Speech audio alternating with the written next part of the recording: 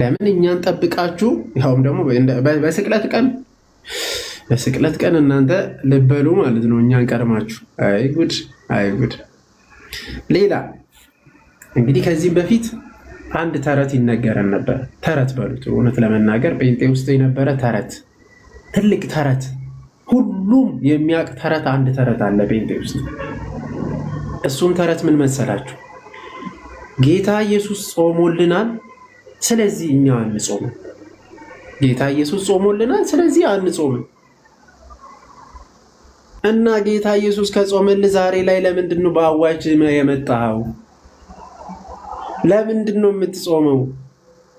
ይህ ተረት ቀረ ማለት ነው አይደል? ቀረ ማለት ነው። እያንዳንድሽ ለሆድ ሄዳችሁ ሁሉ አሁን አቁሙ፣ በቃ የለም ማለት ነው። ይሄ ተረት ነው፣ ተረት ነው። ጌታ ኢየሱስ ክርስቶስ ጾሞልናል፣ ስለዚህ አልጾምም። ጌታ ኢየሱስ ክርስቶስ በልቶልሃል፣ ለምንድን ነው መብላት የማታቆሙ? በቃ በልቶልኛል ብለህ ለምንድን ነው የማታቆሙ? አሁን ይሄ ተረት ምን ሆኗል ማለት ነው? ቆመ። አረ ጥያቄው በጣም ብዙ ነው፣ በጣም ብዙ ነው። ይቀጥላል። ሙሉ ወንጌል ይህንን እንግዲህ በካውንስል ደረጃ ሙሉ ወንጌል ናት ያወጀችው ይህንን ጾም። መሰረተ ክርስቶስና ሌሎችን ቃለ ሕይወት ምናምን ያካትታል ወይስ አካትትም? አንድ ነን አይደል የምትሉ አንዱ ግሩፕ እየበላ ያስኬዳል። አንድ ነን አላላችሁንም? ንገሩ። ሌሎችን ይመለከታችኋል ወይስ ሙሉ ወንጌል ብቻ ጴንጤቆስጣሎች ብቻ ነው የሚመለከተው? በጣም ብዙ ጥያቄ ነው አይደል? ወደ 10 ምናምን የሚደርስ ጥያቄ ነው፣ ከዛም በላይ ነው የጠየኳቸው እና መልስ ነው የምንፈልገው። አሁንም ከቻላችሁ እስኪ ፕሮቴስታንት ከስር ካላችሁ ግቡና መልሱት። መሰረተ ክርስቶስ ናት አልጾምም ያለችን፣ እምቢ አለች። ደፋር ናት የምር። ከየት የመጣ ስርዓት ነው ብላ እኮ ነው፣ ከየት የመጣ ስርዓት ነው ብላ ነው አልጾምም ያለችው። መሰረተ ክርስቶስ አልጾምም ካለች እንግዲህ አናቅም፣ ገና ነው፣ አልሰማውም። ሜቢ ፕሮቴስታንቶች ከስር ካላችሁ እስቲ ንገሩ። እየጠበቅኳችሁ ነው። እስቲ ተው እስቲ አንተ ደግሞ ሰዎች ቀልብ ሊገዙ ብለን ተደስተን ሳንጨርስ ለምንድን ነው እያልክ ክስ። አረ ግድ ነው፣ ግድ ነው እንጂ እንጠይቃቸዋለን። የምን ልብ መግዛት? ከየት አመጡ? በማን ስርዓት ነው ይሄ ነገር የተደረገው? እኔ እኮ እሱ ነው በጣም ጥያቄ የሆነብኝ። ማለት እንግዲህ ሐዋርያት ያዘዙን ይሄን ነው። እኛ በነገራችን ላይ ያለ ስርዓት የሚሄድ አለ ቅዱስ ጳውሎስ፣ ያለ ስርዓትና የሁለተኛ ተሰሎንቄ ምዕራፍ 3 ቁጥር 6 ላይ አለው፣ ያለ ስርዓት የሚሄድ የተወገዘ ይለያል። ያለ ስርዓት የሚሄድ ከእናንተ ለዩት ይላል። ይኸው እኛ ለይተናቸዋል። እንግዲህ ያለ ስርዓት የምትሄዱ በፈለጋችሁት ጊዜ ጾም አለ፣ ጾም የለም እና እኛ ለይተናቸዋል። ግን እናንተ አሁን እንግዲህ ቸርች ነን ካላችሁ፣ እንደ ቸርች ነን ካላችሁ፣ እውነት ሐዋርያት ላይ ነን የተመሰረትነን ካላችሁ፣ ሐዋርያት ያላደረጉትን ከየት አመጣችሁት? በምን ስርዓት ነው ይሄ የተደረገው? ነው ጥያቄ። ሐዋርያት ያልሰሩት እኔ አላቅም። እንግዲህ 32 ቀን ሐዋርያት ሲጾሙ አልሰማንም፣ አላየንም፣ አልሰማንም። አንድ ፕሮቴስታንት መጥቷል። እስቲ ግባ በጌታ። ጥያቄዎች አሉኝና 10 ጥያቄዎች አሉኝ። እኔ ጥያቄ ብቻ ነው የሚጠይቅ፣ አንተ መልስ ነው የሚሰጠኝ። እንኳን ደህና መጣ። እንኳን ደህና ቆየኝ። ከየት ቤተ እምነት ነህ? ከወንጌል አማኝ። ኦኬ፣ ወንጌል አማኝ ማለት ሙሉ ወንጌል ማለት ነው። እሺ፣ እንግዲህ ከሙሉ ወንጌል አሁን ጾም ታውጇል አይደል? ወንጌል አማኝና ሙሉ ወንጌል እንኳን ሳትለይ ነው የምጠይቀኝ? አንድ አይደላችሁም እንዴ? አይ ወንጌል አማኝና ሙሉ ወንጌል አትለይም እንዴ አንተ? ወንጌል አማኝ ማለት አጠቃላይ ሰውነቱ ነው። ይሄን እንኳን አንድ አይደላችሁም? አንዴ እስቲ መልስልኝ። እንጃ ሙሉ ወንጌልና ወንጌል ጆሮ የለም? አይ እንትኑን አውርደው አይ ጆሮ ይሰማል። ወንጌል አማኝ ወንድሜ። ኦኬ፣ ወንጌል አማኝ ማለት ሙሉ ወንጌል ማለት ነው። እንጃ አላውቅም። እስቲ መልስልኝ። አይ ጆሮ እየሰማም አይመስለኝም። እንትኑን አውልቀውና ልንገርህ ቢያንስ። ኧረ እየሰማሁ ነው። እስቲ መልስልኝ፣ አብራራልኝ። ሙሉ ወንጌልና ወንጌል አማኞች እስቲ አብራራልኝ። ሙሉ ወንጌል ማለት ወንጌል አማኝ ማለት ወንጌል አማኝ ስልህ ሙሉ ወንጌል ነህ አልከኝ። ይሄን እንኳን ሙሉ ወንጌል ነው ወይ ነው ያልኩህ። እኔ ጠየቅኩ አይደለም። ለምን ትዋሻለህ? እሺ መልስልኝ። አሁን መልስልኝ፣ መልስ። አሁን ተው፣ አሁን ቀጥታ መልስ። ካልሆነ ትወርዳለህ ማለት ነው፣ ካለመመለስ ከሆነ። እስቲ አሁን ሙሉ ወንጌል ነህ ወይስ አይደለም? አይደለም። ኦኬ፣ አይደለም። ምንድን ነህ? ወንጌል አማኝ ነህ። የትኛው ዲኖሚኔሽን ነው ወንጌል አማኝ የሚባል? የትኛው ቤተ እምነት ነው? መሰረተ ክርስቶስ። ኦ መሰረተ ክርስቶስ። አንተን ይመለከታል አሁን የታወጀው ጾም? እኛ ሁሌ እንደ ጾምን ነው። እኛ እኮ ምንም እኔ ጥያቄ አሁን የታወጀው ጾም ይመለከታል ወይስ አይመለከትም? ይመለከተናል። እኛ ሁሌ እየጾምን ስለሆነ ሲጀመር የኛውም ይመለከተናል።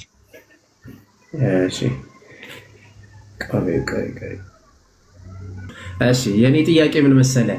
ይመለከታል አይመለከትም የሚለው ከሆነ ቀጥታ ነው የምትመልሰው። እሺ ወንድሜ፣ አዎ ይመለከተኛል ብለህ መልሼ እላለሁ እኮ ስለማሰማ እኮ ነው እንጂ እኮ መልሼ እላለሁ። እኛ ሁሌ እየጾምን ስለሆነ ፕላስ ደግሞ ይመለከተናል ይሄኛውም ጾም አልኩህ። ግን ትንሽ መቼ ነው የምትጾሙት? እኛ መጽሐፍ ቅዱስ እንደሚያዘው ስለሆነ የምንሄደው ዝም ብለን እንደ ቦይ ስለማንፈስ። እሺ መጽሐፍ ቅዱስ ላይ የሚያዘው መቼ ነው የምትጾሙት? አንዴ መቼ ነው የምትጾሙት? አዎ ሰኞና ማክሰኞን ከሚያዝያ እስከ ምናምን የሚል ነገር የለም መጽሐፍ ቅዱስ ላይ። መጽሐፍ ቅዱስ ጌታ ኢየሱስ እንዳስተማረው ወደ እልፍኝህ ግባ ነው የሚለው። አሁን እናንተ በጥሩምባ ነው ሰኞና ማክሰኞ የለም መጽሐፍ ቅዱስ ላይ። እሺ ሁለተኛ ደግሞ ምንድነው ያልከኝ? በዚህ ቀን ሮብና ዓርብ ምናምን ቀልድ የለም። አሁን እንደዚህ አይነት ኖርማሊ ዝም ብሎ የማንም የሚያዘን። እሺ ጎበዝ ልጅ፣ አንድ ጥያቄ አሁን የታወጀው የታወጀው አዋጅ ከየት እስከ ስንት ነው እኮ? እኔ እኮ አሁን አንተ አንደኛ ጆሮ አይሰማም ባይዘው። ሁለተኛ ለምንድን ነው የምትሳደበው? አንዴ ወንድሜ አትሳደብ። እኔ ምን ማሰማ እኮ ነው። የማይሰማ ሰው አሰማ ማለት ስድብ አይደለም ባይዘው። የማይሰማ ሰው አሰማ ማለት አንዴ ያዝ። እሺ አንዴ ሚውት አድርገው። ስድብ አይደለም፣ እየሰማህ አይደለም የምልህ። አንዴ ሚውት አድርግና ስማ። አንዴ ሚውት አድርግና ስማ። አሁን ያለን ምንድን ነው? ሰኞና ማክሰኞ በዚህ ቀን የሚባል ነገር የለም አለ። ጉድ፣ በቃ በዚህ ቀን የሚባል ነገር የለም መጽሐፋችሁ ላይ። ታዲያ ከየት ነው ያመጣችሁት? 32 ቀን ጾሙ ያላችሁ ማን ነው? ከየት አመጣችሁ?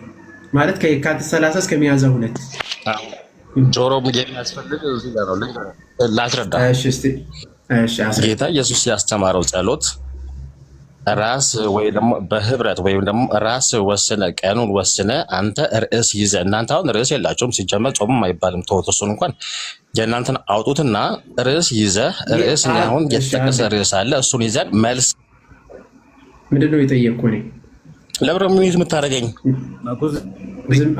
እኮ እየመለስኩልህ እኮ ነው። አንተ እኮ 32 ቀን አሁን የታዘዘው ራሳችን ራስን መቻል። አንዴ ስማ እሺ፣ በደንብ ስርዓት ይኖርህ እንካደዛ አወርዳለሁ። ስርዓት ይኖር። የመጀመሪያው የተጠየቅከው ጥያቄ ስለ ኦርቶዶክስ አይደለም። ሲጀመር ከመጀመሪያ የተጠየቅከው አዙዛ ስትሬት እሱ ጾም ስለማይገባ ችግር የለውም። ተወስኖ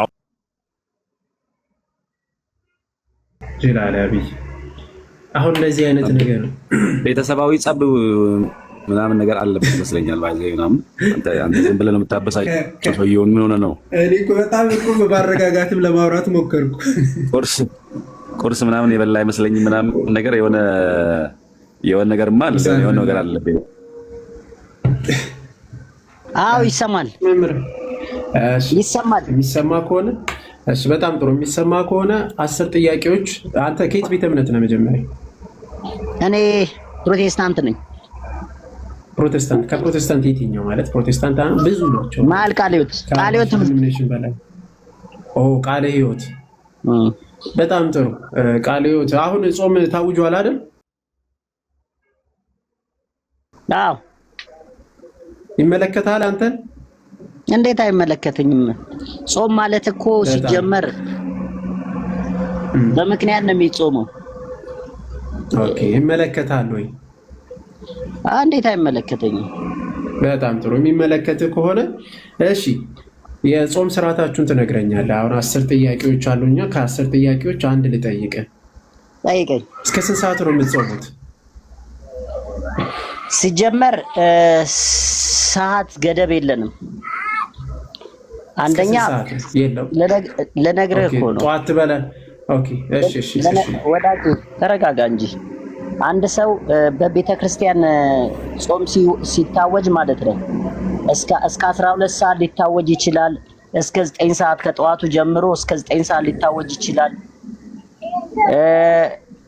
ቤተ ክርስቲያኗ እንዳመነችበት ለ15 ቀን፣ ለ1 ወር፣ ለ2 ወር፣ ለ6 ወርም ልትል ትችላለች። ለአመት ብቻ ቤተ ክርስቲያኑ ባወጀው ባመነበት ጉዳይ ላይ ለዚህ ያህል ቀን ከዚህ ሰዓት እስከዚህ ሰዓት እንጾማለን ብላ ባወጀችው እንትን አብረን እንጾማለን። አንደኛ። ሁለተኛ ጾም ደግሞ የግል ጾም አለ። ለምሳሌ አሁን እኔ ከ1 ሰዓት እስከ 3 ሰዓት ጾማለሁ ካልኩ ከአንተ ጋር ማላወራም ከማንም ጋር ኮሚኒኬት አላደርግም። ጾም ከእግዚአብሔር ጋር ብቻ ነው። እሺ መልካም። አሁን ያወጀችው አዋጅ እስከዚህ ሰዓት እንጾማለን ያለችው ወይ ሶሪ አሁን ይመለከተኛል ብሎ ነበርና ጾሙ እየጾምኩ ከሆነ ከአንተ ጋር አላወራም ከማንም ጋር አላወራም ጾም ከእግዚአብሔር ብቻ ጋር ነው ብሏልና አሁን ለምን ያወራል? እዚህ መጥቶ እየጾም አይደለም አባቴ። ዛሬ እሑድ ነው። እሑድ አጾሙ የአምልኮ ሰዓት ነው እኮ እሑድ አጾሙ። አቋርጬ ነው የወጣሁት እኮ ከአንተ ጋር ፈታ ለማለት። እውነትን ልነግርህ ማለት ነው። ሰውን አቋርጣ የወጣው ይኸውልህ፣ አዳምጠኛ ወዳጄ። ለምን ትስቃለህ? ሶሪ። ችግር የለውም። ከሰው ስህተት አይጠፋም። ለዛ ነው ችግር የለውም። ያው ከሰው ጋር አላወራም ምናምን ስላልክ ዋናው ዓላማው ጾም። ለምሳሌ እውነቱ ጾም ትክክለኛው ጾሙን እየነገርኩ እኮ ነው እኮ እንጂ አንተ የጾምክ ግን አይደለም። ይመለከተኛል አልክ። ቅድም እኮ ምን አለ? ይሄ ጾም ይመለከታል ወይ ሲል ይመለከተኛል አልክ። የጾምክ ነው ማለት ነው። ጾም ደግሞ ከማንም ጋር እናወራም ማለት ነው። ይኸውልህ ወዳጄ ስማኝ፣ ቆይ ስለ ጾሙ ሀሳብ ነው እየነገርኩ ያሉ። እውነቱን ለመናገር በጌታ ፊት እኔ እየጾምኩ አይደለም፣ ግን ጾም በቤተ ክርስቲያን ይኸውልህ፣ ቤተ ክርስቲያን ላይ ማለት ነው በፕሮቴስታንት ጾም ሲታወጅ ከማንም ጋር ኮሚኒኬት አረ ከእግዚአብሔር ጋር ነው። በቃ ፎሎ 1 ሰዓትም ሊሆን ይችላል 10 ሰዓት ከጌታ ጋር ብቻ ነው ፎሎ እንጂ እንትን አሁን ቤት በስርዓት እየሰራው ልብስ እያጠብኩኝ እያገዝኩኝ እስከ 6 ሰዓት ሳልበላ ከዛ ከ6 ሰዓት በኋላ እስከ 8 ሰዓት መጾም እንደዛ አይደለም። በቃ ከእግዚአብሔር ጋር ከ1 ሰዓት እስከ 10 ሰዓት ካልኩ ከዛ አልወጣም። ሞባይል ዘጋለሁ፣ ሁሉን ነገር። እሺ መላኩ አንዴ እየሰማሁ ጥሩ። አሁን ለምሳሌ እኮ አሁን በአንተ አገላለጽ ወይ ደግሞ በእናንተ የአጿጾም ስርዓት እናቴንም የሆነ ነገር እያገዝኩ የሆነ ነገር እየሰራሁ ምናምን ነገር ጾም አይሆንም እያልከኝ ነው። እሺ ይሄን የጾም ስርዓት ከየት አገኛችሁት? ቀደም እኮ ነገር ያለው ጾም በምክንያት ነው። ምን ጾመው ኢየሱስ ስለ ጾመ አልጾመም። ከየት አመጣችሁት? እነ ሙሴ ምክንያት አጠይቁኝ። ከየት አመጣኸው ነው ያልኩህ። ስርዓቱን ወንድማችን አልሰማኸኝም? አሁን መጽሐፍ ስርዓቱን አሁን ያልከኝ እየነገርኩህ እኮ ነው። እሺ ንገረኝ። እኛ በስርዓት አይደለም በእግዚአብሔር ቃል ነው የምንጓዘው። እንዴ አላወራም ከእንትን አላወራም፣ ስራ አልሰራም፣ እናቴን አላግዝም አለ እኮ ስጾም። አይደለም እናትን እያገዝክ ብለሃል አላልክም? ይኸው ልነግርህ እኮ ነው። የጾሙን ዲፋይን ነው የጾሙን ሀሳብ ነው እየነገርኩ ያለው። አሁን ዲፊኒሽኑ ስጾም ማለት ነው። ስጾም ማለት ነው። አንዴ ሚውት አድርገው ወይ ሞዴሬተር አንዴ ሚውት አሁን ይኸውልህ እሺ ራሴ ያደርግልሃለሁ፣ እሰማሃለሁ። እሺ አንዴ ስማ። ምን ብሎኛል? እኛ ስንጾም አለ ከማንም ጋር አናወራም። ጾም ከእግዚአብሔር ጋር ብቻ የምንሆንበት ነው። እናቴን እያገዝኩ ልብስ እያጠብኩ የሆነ ነገር እየሰራው እስከ 6 ሰዓት ቆይቼ ከዚያ በኋላ በልቼ እንደዚህ የሚል አንጾም። እኛ ምንም አንሰራም አለ በጾም ሰዓት። ይሄንን የጾም ሁኔታ ወይም የአጿጿም ስርዓትን በለው ከየት አገኘኸው ነው? እሱ እንድትነግረኝ ነው። ለምሳሌ አሁን እኛ የምንጾመውን የጾም ስርዓት እንዴት እንደሆነ እነግርሃለሁ። የኛ ልክ ያንተን ንገረኝና እኔ ደግሞ እኛ እነግርሃለሁ ወንድማችን። ከዛ ቤት ስለወጣው የእናንተንም ጨምሬ እነግርሃለሁ። ችግር የለውም። መጀመር ግድ የለም። የእናንተን ንገረኝና እኛ እነግርሃለሁ ወንድማችን። አያይዤ ልንገርህ የእናንተንም ብዙ ዓመት ስለጾምኩ ማለት ነው። ፊልም እያየሁ እየተጣላሁ እየተፋጀው ከዛ በኋላ 6 ሰዓት ሴት ንገረኝ። እሺ በቃ የእኛን ትነግረኛለህ። መላኩ ልጅ ሰማም እንደ አንተ ስርዓት ይኑር። እሺ ስርዓት ይኑር። ካለበዛ ትዋርዳለህ። አወርዳለሁ። ስለ ራስ ስለሌላ እንትን አትበል። ሲጀመር ደግሞ ስለ ግለ አንተ እንደፈለክ ልትዞሙት ትችላለህ። ከፈለክ ጋር እንደፈለክ ልትሆን ትችላለህ። እኛ ጉዳያችን አይደለም እሱ። አንተ የምትኖርበት አሁን ላይ የተጠየቀው ትናንትና የወጣበት ስለዛ እንደዛ እየሆንክ ስለሆነ ነው የወጣበት። በዝሙት ምክንያት ሊሆን ይችላል። የፈለከውን እየሰራ ወጣል። ይኸው እኔ ዝሙት አልወጣኝም። ዝሙት አትበል። የፈለከው ዝሙትም አይደለም። አንድ የሚት አድርገው የፈለግከውን አድርግ። እኛ ምን አገባን? እንደዚህ ነው እየጾምኩ የነበረው፣ እንደዚህ ነው እየጾምኩ የነበረ። ቤተክርስቲያን እንደዚህ ያዛለች። ያንተ ጉዳይ። አሁን የራስህ ተጠይቀ እዚህ ጋር እንዲህ ነበርኩ። ቆይ አንድ ሚዩት አድርገው። ሚዩትን እንዳታነሳ። እንዲህ አደረግኩ ቤተክርስቲያንን በቃ እንትን ለማለት የምትሄዱበት በጌታ ስም። አሁን ስለ ግለሰብ ስለ ራስህ ቤተክርስቲያኒቱ አዛለች ብሎ ቢጠየቅ እኮ አያውቅም። ስንት አጽዋማት እንዳላትና እንዴት መጾም እንዳለብን ቢጠየቅ እኮ አያውቅም። ከዛ ወጣው ብሎ ትናንትና እንዲጾም ነበር። ጠይቀኝ ከፈለግ ልጠይቅ። ዲያቆን እኮ የጠየቀውን ይበልስ። ቆይ ነው ሺፍት ላይ ያደረግ ነው መኩ ጀስት ቆይ ሚኒት ሺፍት አታርግ። አሁን የእናንተን ስርዓት ከየት አመጣኸው ንገረኝ። ይሄው ልቀድም ነገርኩ ብራዘር። ስንጾም ማለት ነው ክርስቶስ ስለ ጾም በምክንያት ነው የሚጾመው። በአጭሩ ወንድማችን ለምን ይጾማል አላልኩም። ስንጾም ግን ምን ጾመው እንደዚህ ነው። ውሃ አንቀዳም፣ እናታችን አናግዝም፣ ምንም ነገር አንሰራም አልከኝ። እሱን ከየት አገኛችሁት?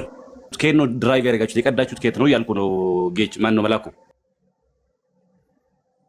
መላኩ ታርጌቴን እዚህ ቦታ ወዳጅ ታርጌቴን አላገኘህም። ስንጾም አልኩ እኮ ስንጾም የምን ታርጌት ነው ወንድማችን? ስለምን ታርጌት ነው ብትለው ከየት ነው ያመጣኸው? ከመጽሐፍ ቅዱስ ነው ወይንስ የግል ሐሳብ ነው? እሺ ጾም እኮ ከእግዚአብሔር ጋር ግንኙነት ነው አይደለም እናደርገው። በኢየሱስ ስም ያልከኝን ቅድም ለምሳሌ ያልከኝን ልክ ነህ እኮ ያልኩ አይደል? ከየት አመጣኸው ያልከኝን ነገር ማስረጃ ነገር እያልኩ ነው እኮ። ማስረጃው ደግሞ የለኝም በለኝ። ስትጾም ማለት ነው ከእግዚአብሔር ጋር ህብረት ለማድረግ ነው። ከየት አመጣኸው ለሚለው ጥያቄ ስትጾም ተብሎ አይጀመርም። እኔ ነኝ ሚውት እያደረኩ ያለሁት።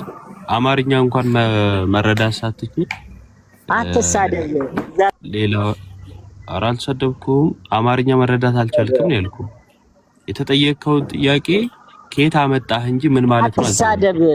አትሳደብ። ስድብ ቤታ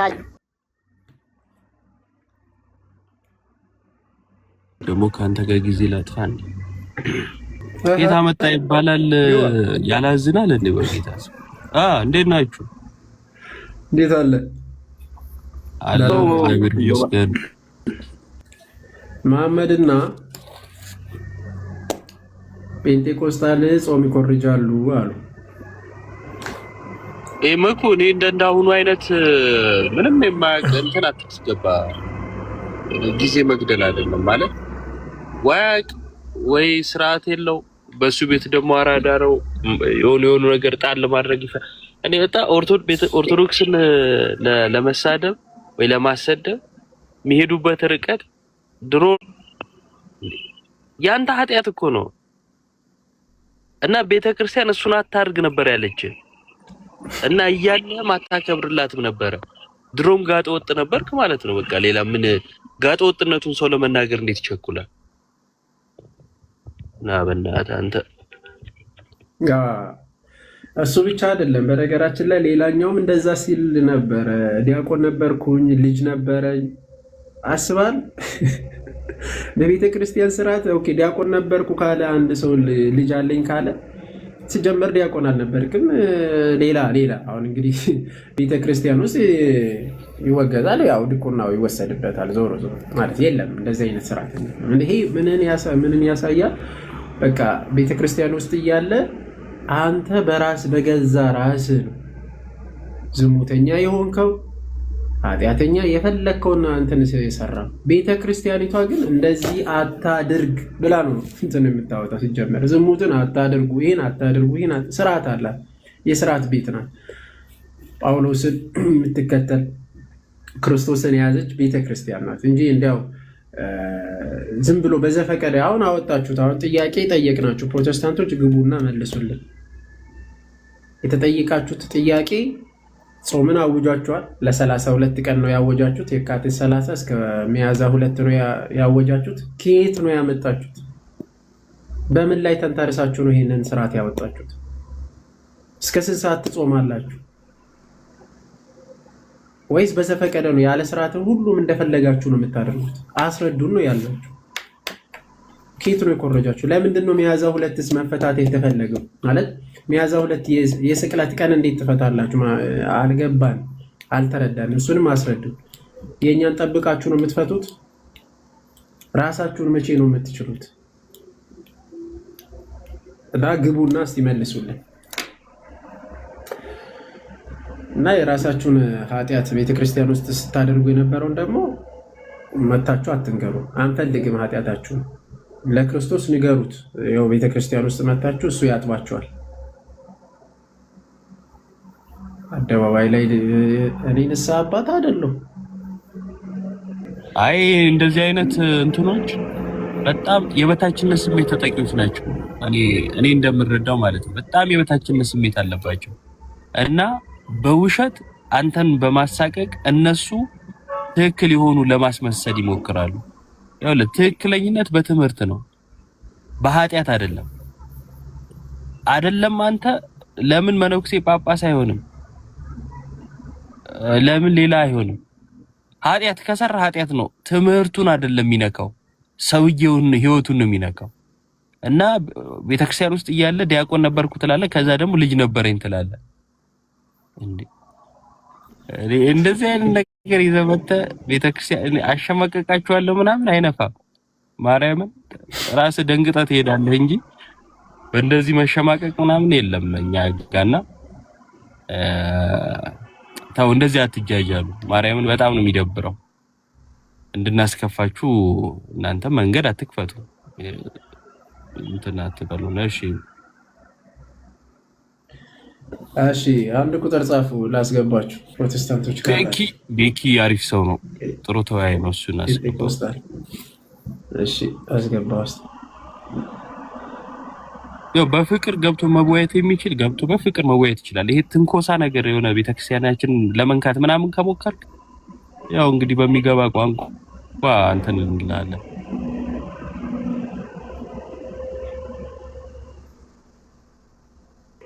ምን ነበር ጥያቄው? አዋጅ ሙሉ ወንጌል ጾም ያውጃለች አይደል? እና በምን ስርዓት ነው? አሁን ቪዲዮ ለቅቄ ነው መጣሁት። አክቹአሊ ኮፒ ሊንክ ሼር አድርጉ በዛው አጋጣሚ። ማለት በምን ስርዓት ነው የምትጾሙት? ከምንድን ነው የምትጾሙት? ማለት ከምንድን ነው የሚጾሙት? አሁን እነዚህ ሰዎች እስከ ስንት ሰዓት ነው የሚጾሙት? አንድ ወር ከሁለት ቀን አይጾሙም ከሚለው አይጾሙም ከመባል ነው የሚጾሙት። በአዋጅ ለማሳወቅ እና ብቻ ብዙ ነው። ሐዋርያ ሲጾሙ የነበረውን አጽዋማትን ትተው ለምሳሌ ዓርብ ሮብ ይጾሙ ነበረ። ቃል በቃል የተጠቀሰው በቡክ ኦፍ ዲዳኪ ቻፕተር 8 ላይ እንግዲህ በግልጽ እናገኛለን። እና ሐዋርያን አበው ሲጾሙት የነበረውም ግሪት ሌንት እንግዲህ አሁን ይኸው እየጾምን ነው እኛ የጌታ ቤተክርስቲያን የሆነው። ለምንድን ነው እሱን ጾምስ የማትጾሙት? ለምንድን ነው የማይጾሙ እነሱ? እሱ ነው። እና ሌሎች ጥያቄዎች እና አሁን የታወጀው አዋጅስ ሌሎችን ከሙሉ ወንጌል ውጭ ያሉትን ያካትታቸዋል ወይስ አያካትታቸውም ብለን የጠየቅነው። ይሄው እስካሁን ድረስ አንድ ገባ ወጣ ተሳልቦ የለም። እስቲ ቀጥል። አስቸጋሪ ነው። ነገር ግን አልተመቸም። እዮባ ልጁ ያለው ነገር ምን አለ? ልብስ ምናምን አላጥብም እናቴን አላግዝም ምናምን አለ። በዚሁ አጋጣሚ አንዳንድ ሰዎች ጥምቀት ለድነት የሚለውን የቤተክርስቲያንን ትምህርት የተቃወሙ ሰዎች አሉና ኦርቶዶክስ ነኝ ነው የሚሉት። ከዛን ጥምቀት ለድነት አይደለም ይላሉ። ከዛን ጴንጤ ሰብስበው ደግሞ የኦርቶዶክስን ትምህርት ለመሞገትም ይሞክራሉ ምናምን ነገርና ያው ይሄ ማንደራደርበት ትምህርት ነው። እንደሌላው ጉዳይ ዝም ብለን የምናልፈው አይደለም። በአጥማቂዎች ምናምን ጉዳይ ሲያበቁ ሲውሉ አንድም ቀን ተናግረናቸው አናውቅም እንደምታውቁ። ይሄ ግን ትምህርት ነውና ግዴታ መነጋገርም ያስፈልጋል። ሶ ላይቭም በስርዓት ማታ እየሰማው ነበር ልበል። ይዋ ምን ሰማ? አሁን የምትለውን ነገር በርዕስ ደረጃ ተጽፎ ምናምን ነበርና ግራ ገባኝ ለማለት ነው። እና ፕሮፋይሉ ላይ ገብቼ ያየው ሰውዬው ምናምን ከዛ ያለው የእመቤታችን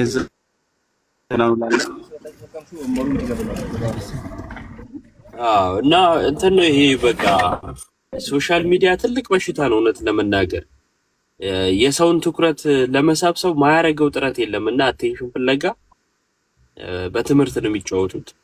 ሌላ ምንም ስለሌላቸው ማድረግ የሚችሉት በቃ እንደዚህ ነው። ቤተክርስቲያንን የሚያሳንስ ነገር ማለት ዝቅ ለማድረግ የሚሰሩት ማለት ነው እና የክፉ መንፈስ መጫወቻ ናቸው። የክፉ መንፈስ እኔ ሲጀመር ይሄ አጥባቂ ምን እያለ እንደዚህ ከልክ በላይ ነገር እንትን የሚል ሰው ችግር ያለበት ሰው መድኃኒዓለም በቃ የራሱን ማለት ኑሮ መኖር ይችላል። የግዴታ እየተነሳ ርዕስ እየከፈተ እንደዚህ አይነት እንትን ማለት አይጠበቅበትም እና ከመምጣቱ ዘሎ የአጥማቂ ደጋፊ ሆነ ዘሎ አጥማቂ ካልሆንኩ አለ ምንም እንትን አላለ በቃ። አሁን ደግሞ የቤተክርስቲያን ትምህርት ላይና እንትን አይደለም ፕላስ እኔ አሁን በሌለንበት ስማችንን ደግሞ እንትን ማለትና አክሊል ቸርች ይከፍታል ኢዮብን ፓስተር ነው ምናምን ስርዓት ማለት ነብይነትን ካልክ ከዚህ በፊት እንደዚህ አይነት ወሬ ከራከራ ነጥብ አድርጎ ሲያነሳ አውርቶ ሰምቼ ዝም ነው እንደ ትልቅ ነገር ያወራል እና የሆነ እንደዚህ አይነት እንትን እኮ ከባድ ነው። በአካል ካልሆነ ውይይቱ ደግሞ ሰምተዋል። እንደ ለምንድን ነው የራሱን ኑሮ የማይኖረው ሰው? ግን አክቹአሊ ጨንቆት ነው ቸግሮት ነው ምን ያደርግ ቸገረውና የሰውን ስም ማጥፋትና በቃ ህይወቱ እንደዛ ነው። በቃ ዝም ብለው በጣም ነው የሚያሳዝነው። እኔ ይኸውላችሁ ማርያምን ኦርቶዶክስ ነኝ እያለ ከዛን እዚህ ሞክሮ ምናምን አቴንሽን ለመሳብ አሎን ሲለው ደግሞ ከጴንጤው ጋር በአንድ ነጠላ ካላስቀደስኩ ብሎ ደግሞ እዛም ያዙ ሊቀቁ የሚል ሰዎች እያያችሁ ነው ጋይስ። የተጨነቁ ነፍሳቶች ናቸው። በቃ አልፈምስ ያሉ አላገኝ ያሉ በቃ ይሄ ስጋዊ ፍላጎታቸው ያሸነፋቸው ማለት ነው። እና የታይታ ችግር በጣም ከባድ ነው። ለመታየት የሚደረግ ጥረት ማለት ነውና አባቴ የጴንጤ ስብስብ መንግስተ ሰማያት አያስወርስም። ተሰብስበው አንተ ጀግና አንተ ጎበዝ ስላሉ ከዛን ሻይ ቡና ስለጋበዙ ምናምን አጸድቅም አዋቂ ነህ ማለትም አይደለም። በነገራችን እንዴት እንደሚንቁ መታቀው ምንም አለማወቅን እያወቁ እንደ በግ ሲነዱ ነው ማርያም። እና እንተዋወቃለን። ማንነታቸው በደንብ ይታወቃል። ያኛው ፓስተር የሆነ ጊዜ ከአምቦ ነው የመጣሁት ምናምን ተፈነከትኩ ምናምን እያለ ነበረ። የሆነ ጊዜ ምናምኑ ዲም ላይት የሚያበራው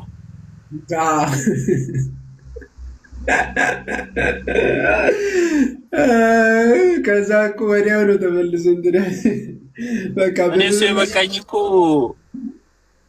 ምናምን የተለያየ ከለር ያበራል ያለለት ነው።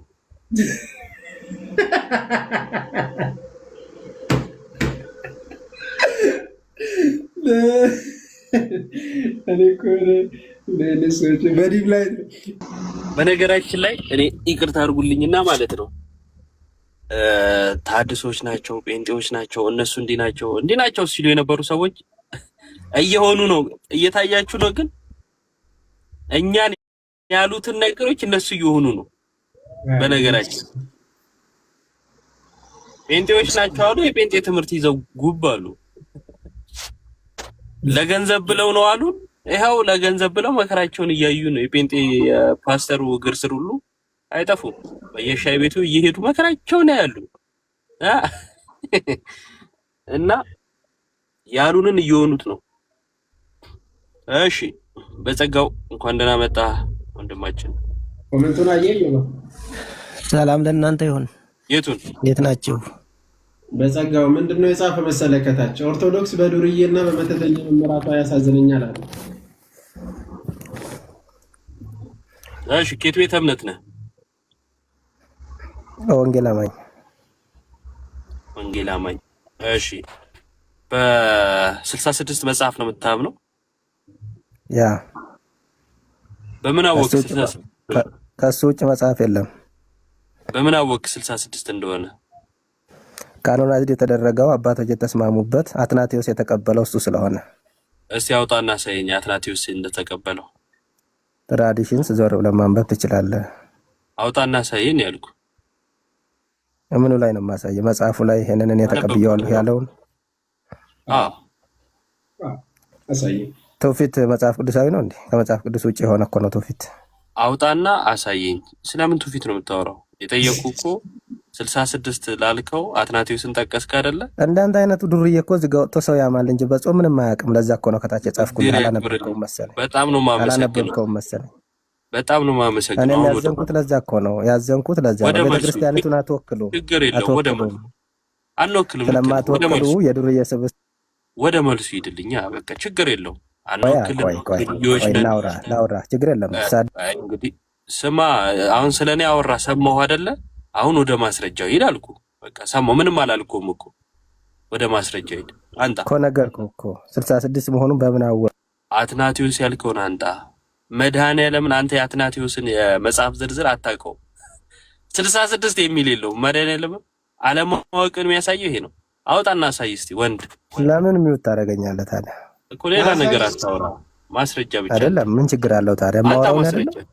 ማውራው ነው መታገስ ነው ያለብህ አንተ መንፈሳዊ ከሆንክ ክርስቲያን ከሆንክ አንተ። ይሄ ክርስትና አይደለም። አንተ የፈለከው እስከ ሰይፍ ይታገሳል እኮ መስማቴ ክርስትና አይደለም። ኖራ አትሳቅ ወዳጄ፣ ሳቅ አለ ዘያለ ማስረጃውን የለውም። አንተ አትናቴዎስን አንተ አናወርድም ደግሞ አንተ ማስረጃ ነው የምንጠብቀው ካንተ። ስድድብ አድርጎት ሊወጣ እኮ ነው። አናወርድም ማስረጃ አንተ። አይ ስድድብ አይደለም። መጀመሪያ ስታወሩ ስለነበራችሁት ነገር የሰው ለምሳሌ እኛ ጠላ ቤት በል ምንም በል የኛ ኃጢአት አይደለ? የኛ ጥፋት አይደለ? በቃ የኛ ለኛ ተወውና አንተ ማስረጃውን አንተ አዋቂ አይደለ? አንተ ማስረጃውን በቃ። አለበለዚያ ደግሞ ምንም አላውቅም እኔ እንደ አህያ የጫኑብኝን ይዤ ነው የኖርኩት ካልክ ደግሞ እኔ እነግርሃለሁ። አንተ አህያማ ግብጽ የጫነችበትን ይዞ የሚዞር እኮ ነው። ማስረጃ ችግር የለውም። ማስረጃ እባብ ተሸክሞ የሚዞር ማለት ነው። ያ አህያው እሱ ነው። ኧረ ቤተሰቦችን አትጥራ ደግሞ እባብ ይላል። ማስረጃውን አንጣ። አንተ ብቻ ራስህ ትበቃናለህ። ቆይ እስኪ የማያፍር ያሳፍራል አሉ ወዳጅ። የለም በቃ ይሄ ነው። እባብ አባቱን ጠራ እኮ በቃ ሲጨንቀው ይባባል።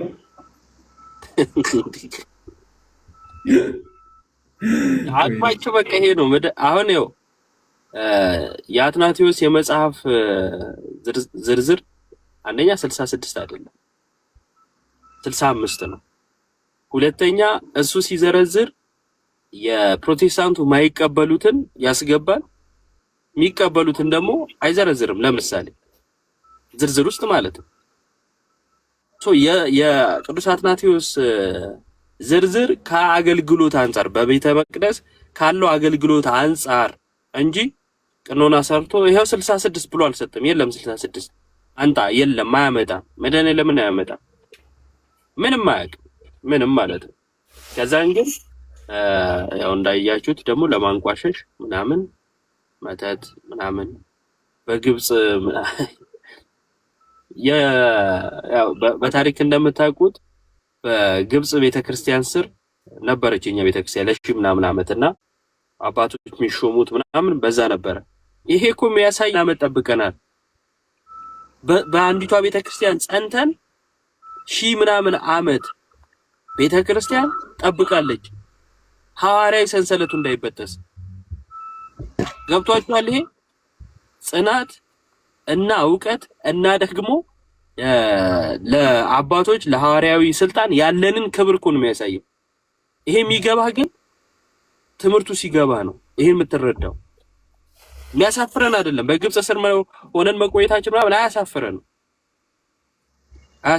በእኛ ሳይድ የተከፈለ ዋጋ ነው። ያ የተከፈለው ለትምህርት ነው እና በዚህ ላፈር ነው አሁን በግብጽ ስር ምናምን ስትል እንዴ ሐዋርያዊ ሰው ብልጭ ሲልበት ሽንት ቤት ደቅ ብሎ የፈጠረውን እምነት ይዘ እኔ ልታሸማቅቅ በመድኃኒዓለም ማይሆነውን ነገር ሉተር ታውቃላችሁ፣ እምነት ብቻ የመሰረተው ሽንት ቤት ቁጭ ብሎ ነው። ውሸት ነው አይደለም፣ በማስረጃ ማሳየት እንችላለን። ራሱን የተናገረው ሽንት ቤት ቁጭ ብዬ ሳስበው ሶላ ፊዴ ብቅ አለ አይምሮዬ ላይ አለ። ስማ ለመጽሐፉ ቀኖና የጠቀሰው የግብፁን አባት ነው እሱ ራሱ። አትገረም? ለምሳሌ አትናቴዎስን ትምህርት ትቀበላለህ ብለው የለም አትናቴዎስ ተሳስቶ ይሁን እንግዲህ 66 ብሏል ብሎ ስላሰበ ማለት ነው ያለው። ወይም ደግሞ እሱ አለመሳሳቱን በምን አወቅ? የለም ማስረጃ። እኔ በጣም እንትን የሚል እንደሆነ ታውቃላችሁ። ተረጋግቶ ሰው አሁን አትናቴዎስን መጥቀሱ ችግር የለውም። መሳሳቱን ረጋ ብለን በማስረጃ ማሳየት እንችላለን። ዝርዝሩን አሳይተን ማለት ነው። ዝርዝሩን አሳይተን ይሄው እኮ ብለን ማሳየት። ግን በመሀል ጣል የሚያደርጓት ለማሸማቀቅ ቤተክርስቲያን ለመስደብ ጣል የሚያደርጓት ንግግር አይጋብዝም። በስርዓት ቁጭ ብላችሁ እንድታወሩ እንድታስተምሯቸው ወይም የነሱንም እንድትወስዱ አይጋብዝም። በቃ እንዲገባው ነግረው እንዲወጣ ነው የሚያደርገው። የመጨረሻ እንትናቸው በጌታ ማለት አትናቴዎስን ብትጠይቀው ራሱ አትናቴዎስን አያውቅም። አሁን አትናቴዎስን የጠቀሰ ሰውዬ አትናቴዎስ ማን ነው ቢባል ታስታውሳለህ? ቦርናጌም ደቂቀ እስጢፋኖስ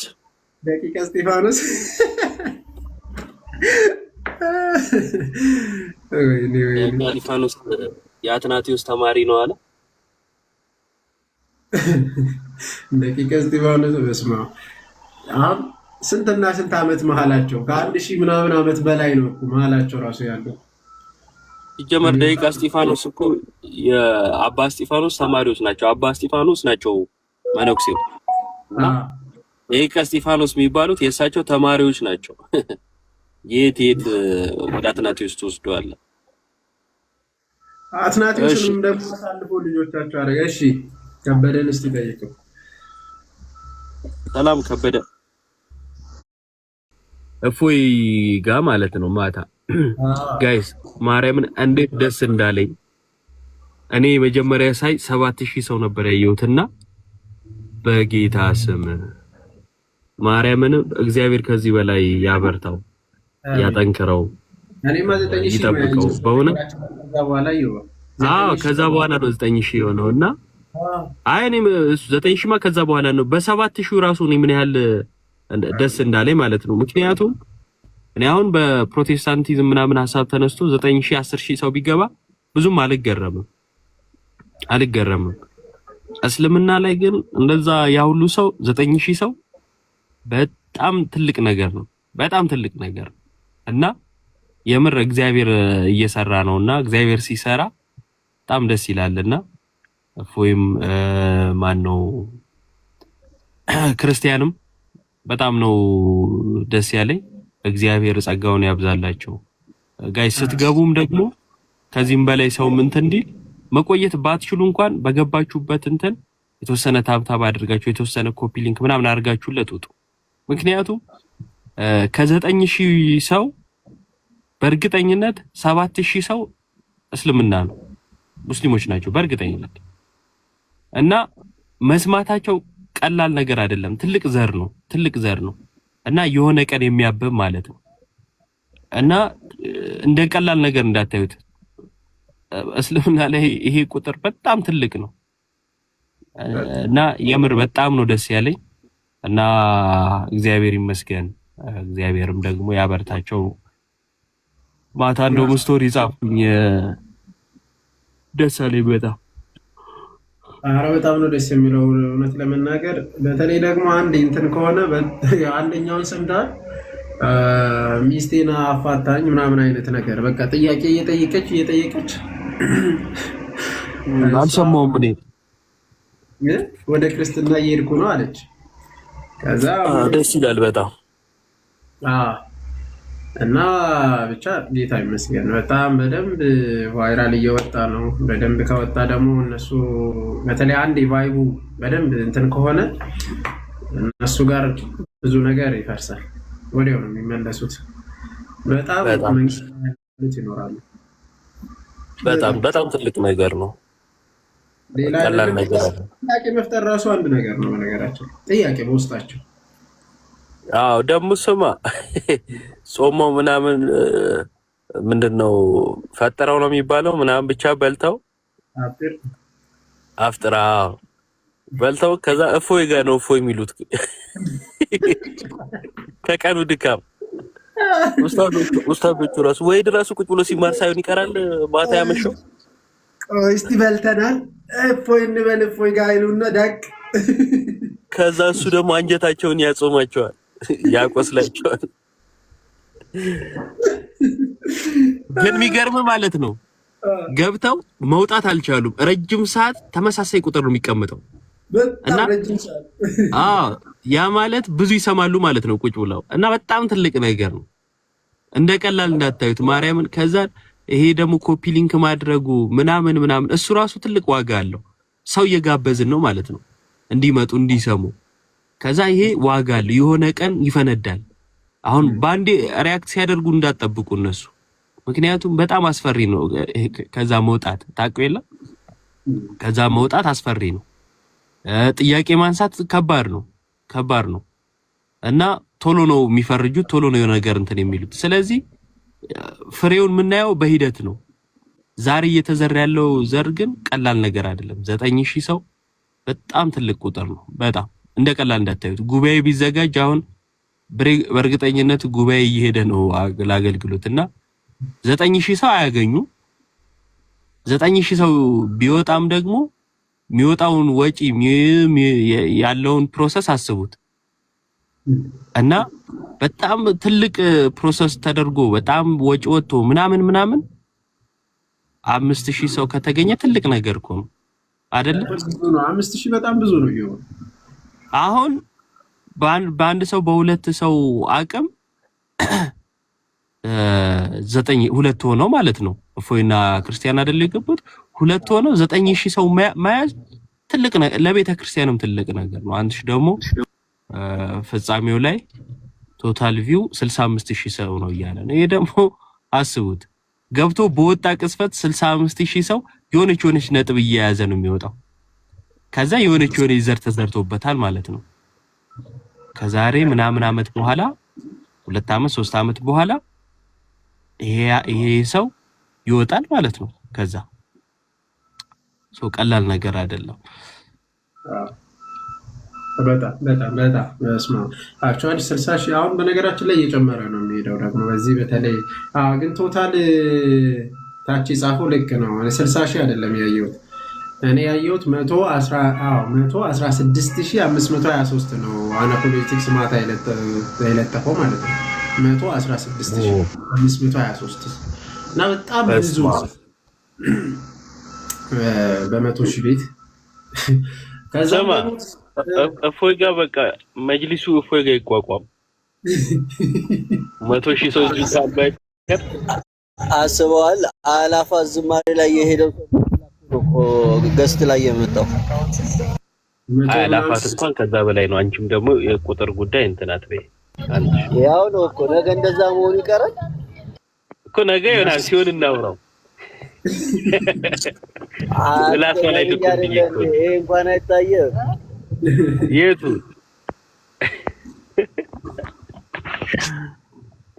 በጣም በትዕግስት ነበር ሲያወራቸው የነበረው።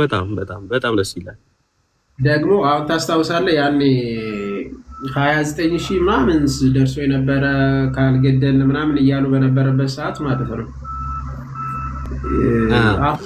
አሁን እንደዛ አይደል ማለት በቃ በተቻለው አቅም በትዕግስትና የነሱን አውጥቶ በማሳየት ማለት ያኔ እንትን ሆኗል አይደለም ግን በቃ አሁን ይበልጥ ደግሞ ራሱን እንትን አድርጎ ነው እውነት ለመናገር የቀረበላቸው።